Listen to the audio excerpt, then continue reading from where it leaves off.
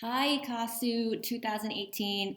This is Mimi Nguyen, and I'm sorry I couldn't make it in for this zine workshop, but I am instead recording a two-part zine workshop just for you that hopefully will make up for the fact that the bomb cyclone kept me away. So this is the first part. I'm going to go through these slides and talk a little bit about the history of zines and different ways in which, and show you some examples of different zines that you can look at. And I'll talk a little bit about some of the mechanics of the process and also the content of some of these zines. And then I will talk about two different ways in which you can make a zine today. One is a one-page zine, and the other is a collective zine where each of you put together one page.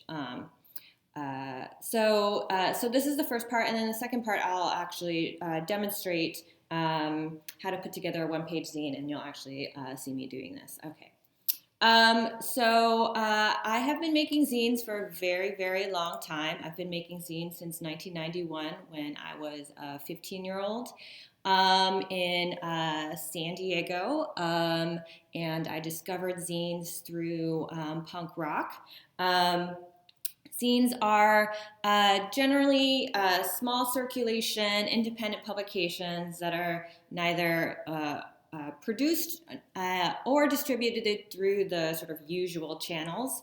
They have a very long, rich history from pamphlets on democracy and revolution to fan fiction, science fiction magazines from the 1950s, and then, of course, in the 1970s and 1980s, punk took up zines as a form of communication and creating community around a local and international scene.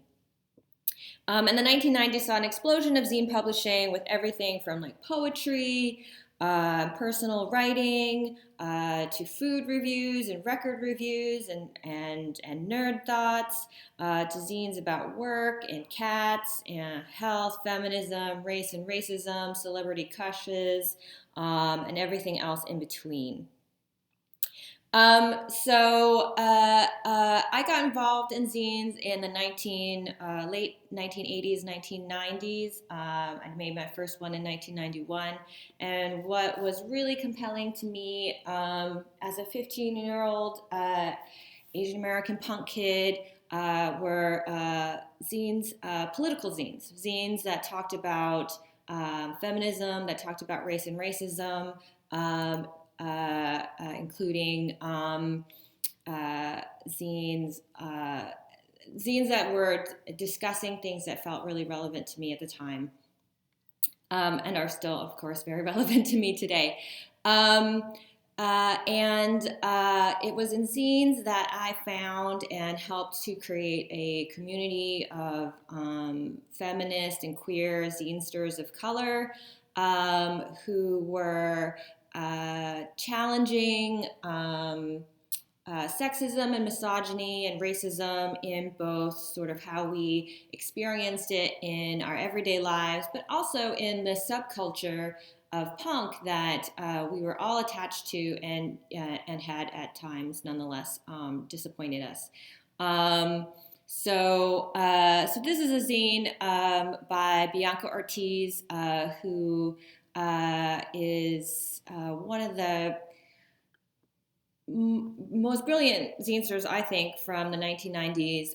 She is based out of the Bay Area, and as you can see, some of what she's talking about, it's a critique of white feminisms, which is an ongoing, relevant critique. Here's another example of a zine by Whitney Hubbs, who is an artist, and this is a zine she made when she was a teenager called Alien. It focused on mental health, feminism, and personal stories. And I wanted to show you like how artistic a zine could be.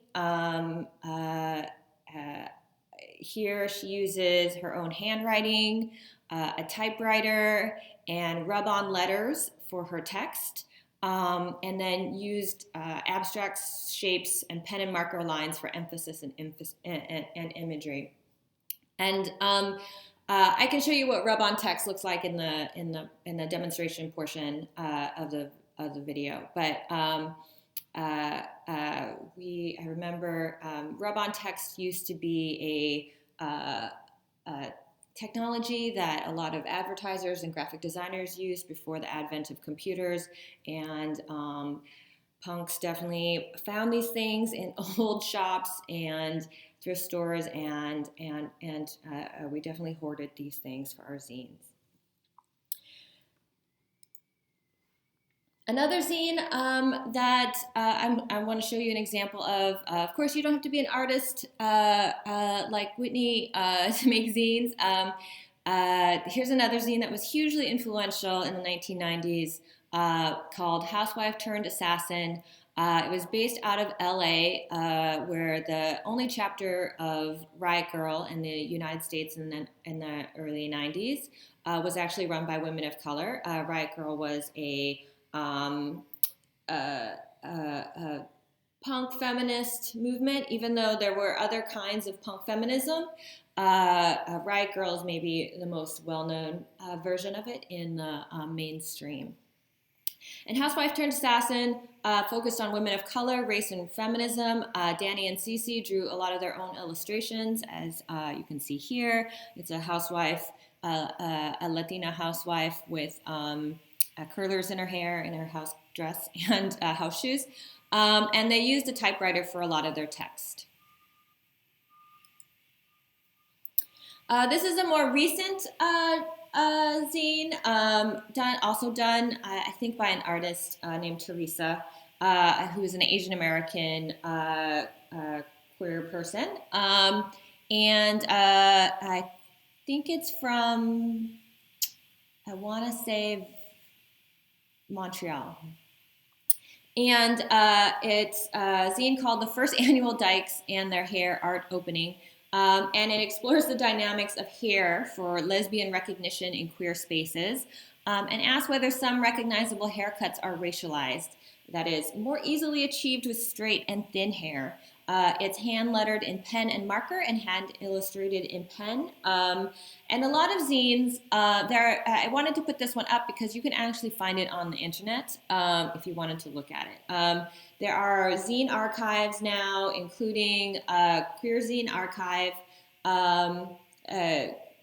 project, Queer Zine Archive project, which is a two-person operation that has been archiving queer zines and also digitizing a lot of them for easier access on the internet so that more people can access them. And this is definitely one of them that is archived in ECAASU. So if you look up ECAASU on the internet, you can browse the entire archive. Here's another zine called the Prince Zine, and I put this one in here because I love Prince.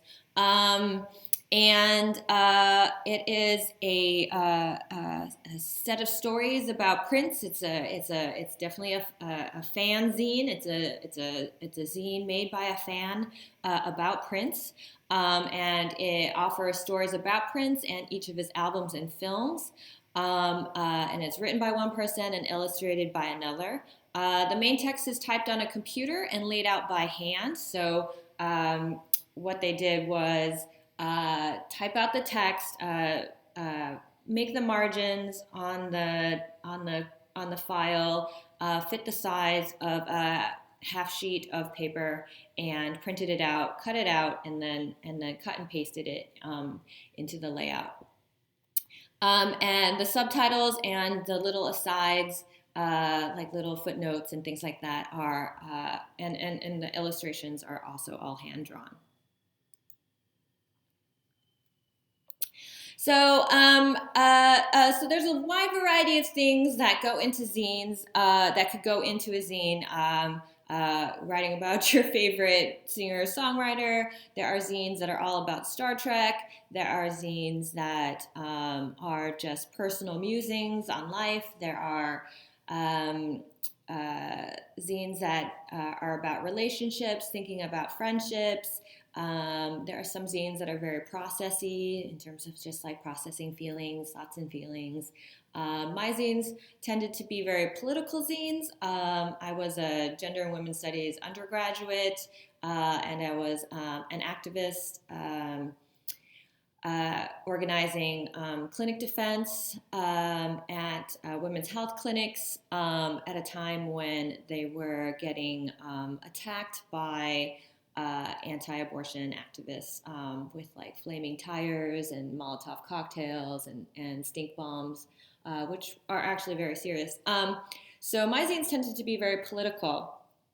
I also sent along to the workshop organizers a PDF of sample pages from different zines by people of color that I think that they made available to everyone. So you can see more examples of the different kinds of things that went into zines and the different kinds of layouts, and hopefully get some inspiration from that. This next part is a bunch of slides that talk about making a zine and the process. And I'll go through some of these parts in the video I will make after I finish making this one. So it's very easy to start making a zine. You just need paper, just regular size, 8.5 by 11 paper, glue sticks, a typewriter or a computer, or obviously a printer if you're using a computer, materials to create your backgrounds and your images, old magazines. I also sent along to this workshop 2 PDFs of backgrounds, patterns, and also different kinds of fonts. But you can also, draw on magazines to cut up words and repiece them together like a ransom note as well. So you need some kind of collage material, pens, scissors, and then some way that if you're making more than a one-page zine, some way to bind the pages together like a stapler or a rubber band. And of course, you need a photocopier for printing. Again, you can make all different kinds of zines about all kinds of things. Maybe at this point, you could stop this recording for a second, and then people could look at the PDF of the sample pages. And then bring it back. So there are different methods for making zines and different layout styles, which I've gone through, which the computer layout style versus the cut and paste layout. Because this is a workshop, we're just going to do the cut and paste style for today. And I'm going to talk you through 2 different sizes of zine that you could make. The first one I'm going to talk about is the one-page zine.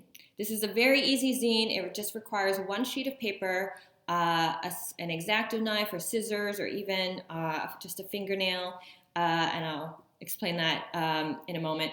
And then materials for creating text and images, and then you don't have to figure out a lot of buttons on a copier because you only are copying one side of a piece of paper.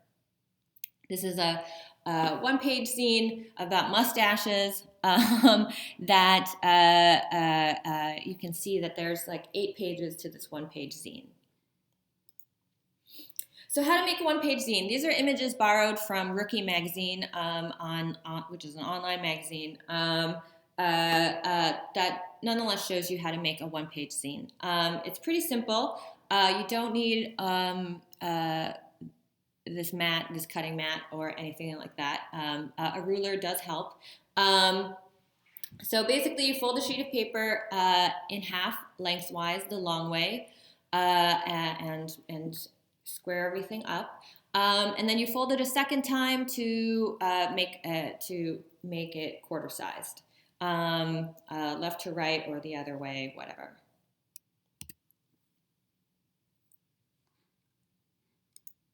Sorry, I don't know where that random slide came from. And then fold it once more in the same direction that you did the second step. So you have now folded the piece of paper into eighths. And then you unfold the paper and use a pencil to map the different pages of the zine as illustrated. So back cover, front cover, first page, second page, third page, fourth, fifth, and sixth. So it's an 8-page zine with 6 pages of content and a front and back cover. And you just want to mark with the pencil just because if you've never done it before, so you have a sense of where you're going to be laying things out. Whoops, okay. So once you fold the piece of paper back out, there will be a crease down the middle, and you want to cut a slit in the paper along the center fold for the 2 middle sections, in between the 2 middle sections. So hopefully this illustration lets you know where those are. So this is how you will make it. When you fold it together, you'll be able to like have pages that you flip like a little booklet. So you can use an X-Acto knife if you've got it, or fold the paper in half left to right, and use the scissors to make the same cut.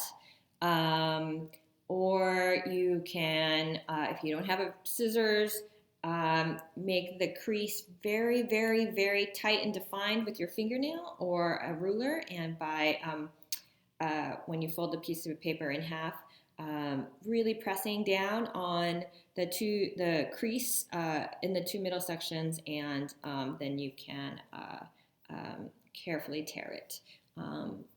So there'll be this slit in the middle of this piece of paper that you are working with, as you can see in the next image.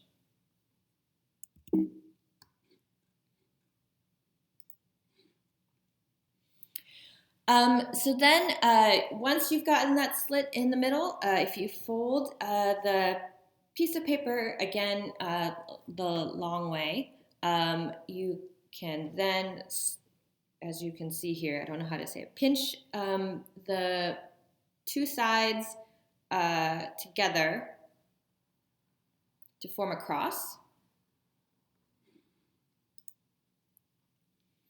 And then fold the flaps over. So if you've labeled the different pages, that will also help. And so you'll see which way to fold the back cover and the front cover so that you make a small zine.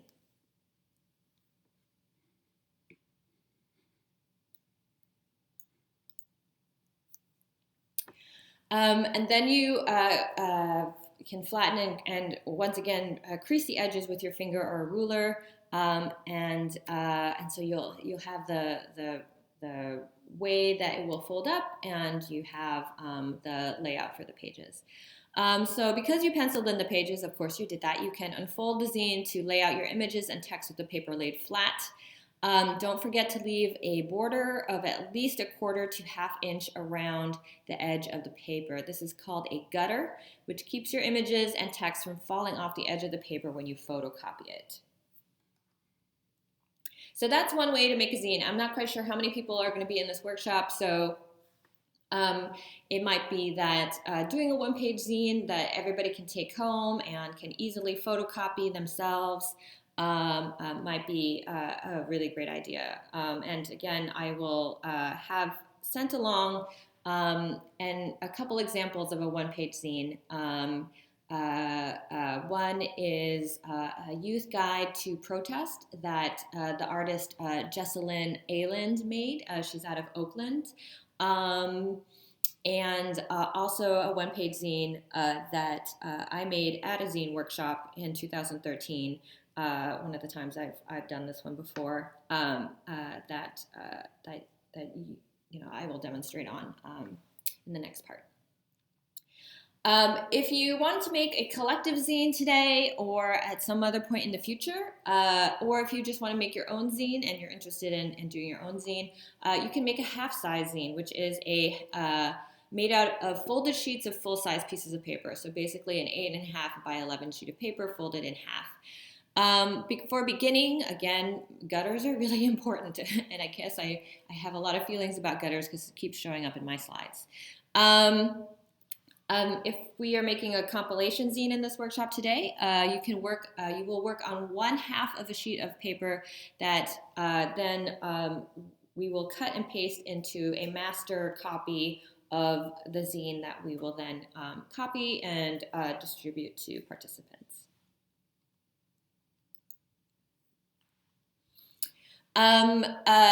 So when you make a zine, the final product will be photocopied in black and white. So color will not show except in shades of gray, unless somebody wants to spring for color copies.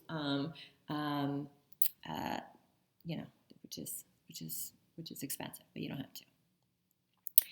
Photographs don't copy well unless they are high contrast.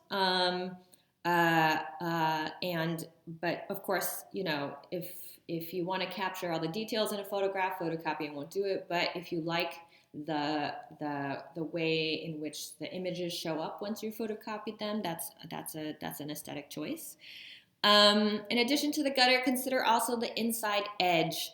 Don't put any text or images on any edge unless you want it to bleed off that image. So if your text or images go over the inside edge or too close to the inside edge of your zine, then it will disappear when other pages are added to the master copy and it's photocopied. So those are some basics for making a zine, and at any point you can look at these little pages tutorial pages and illustrations that talk about layout, that talk about making a zine, and here are some other resources for zines if you're interested. And I didn't update this, but there are a lot of zine distros that are still running. They're often small 1-person, 2-person operations where people are distributing zines. So Stranger Danger is a great zine distro out of Chicago. Fight Boredom is out of Canada. Ms. Valerie Park, I think, is out of LA. And there is also a zine distro called Brown Recluse. You can find all of these on the internet. That is all people of color zines, and they're a really, really great group of people. So I hope this is a helpful tutorial for an introduction to zines, and I will be back shortly.